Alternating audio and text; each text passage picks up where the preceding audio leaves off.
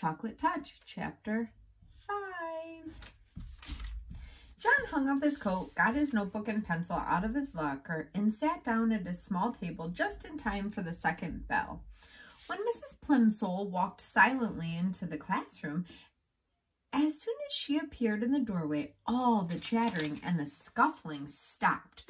The 20 boys and girls sat straight in their chairs and looked straight ahead at the clean blackboard. "Good morning, children," Miss Plimsoll said. "Good morning, Miss Plimsoll," the class said respectfully. Miss Plimsoll sat at her high desk, blinking her eyes as she surveyed the room. Then she opened a little drawer in her desk and pulled out a spectacles case, from which she took out her reading glasses. She removed her long-distance glasses, put on her short-distance glasses, snapped shut the spectacles case, replaced it into the drawer, shut the drawer, tilted her head forward so that she could look over the glasses on her nose, and said, "This morning, children, we are going to have an important test." There were a few groans and ahs and ahs. Mrs. Plimsoll lifted up one of her hands and silence was restored instantly. "No complaining, please," she said sternly. "This test will show me how well you have been learning your arithmetic this year. It will be a short one. I'm going to write just 4 problems on the board. I shall expect you to solve them all swiftly and accurately and to write your answers neatly. You will place your paper in front of you now. You will write your name at the right-hand corner, and then you will place your pencil beside your paper. Sit back in your chair and wait until I have given the signal to begin work." Miss Plimsoll turned to the blackboard and began chalking up the test problems.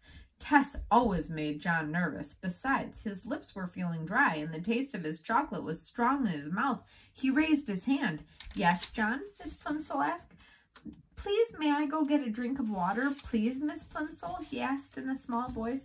"Very well, hurry back. We're getting started in a few minutes." John gratefully slipped out of the room and walked down the quiet corridor to a water fountain. His tongue felt thick with chocolate. The cold water would be refreshing. He pressed his foot down on the fountain treadle, and the stream of clear, ice-cold water spurted from the silver nozzle in the white enamel basin. He lowered his head until the jet of water reached his lips. The cold water splashed delightfully against the inside of his mouth. He opened his lips. As soon as the water gushed in, it turned into ice-cold chocolate water, thin and sweet. Quickly stopping the flow, John looked with dismay at the shallow puddle that had formed in the now draining away in the basin of the fountain. He hurried to another fountain on the second floor of the building, but there the same thing happened. The clear, ice-cold water turned to liquid chocolate in his mouth. When John finally got back to his classroom, all the other pupils were bent over their tables, busily scratching away. Miss Plimsoll looked up from her book as John tiptoed in. She looked at the clock on the wall, looked back at him, and wagged her finger reprovingly. John began on the first of the 4 problems, but he was so worried about the chocolate water that he couldn't keep his mind on his work.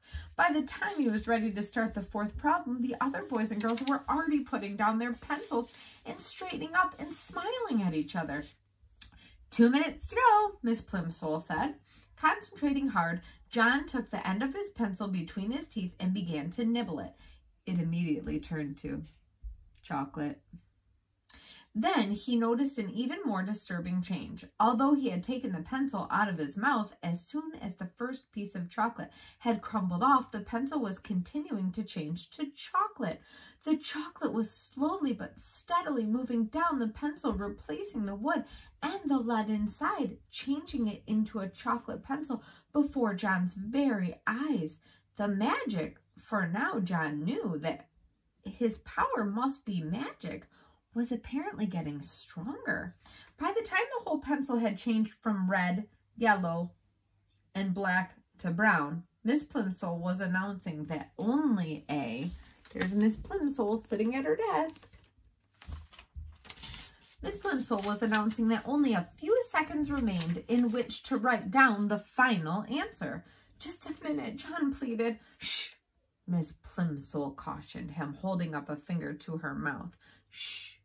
She chorused the slow workers, who were becoming almost as excited as John. But John felt worst of all. He felt sure that he could finish the problem and write down the correct answer if only he had something to write with. But Miss Plimsoll, he begged in a loud whisper, my pencil turned to chocolate. Hush, John, Miss Plimsoll said. I'll speak to you after the bell. John tried to write with his changed pencil, but the point was too soft, and he succeeded in making a chocolate schmear where he should have written the number 72. How do you think John is feeling?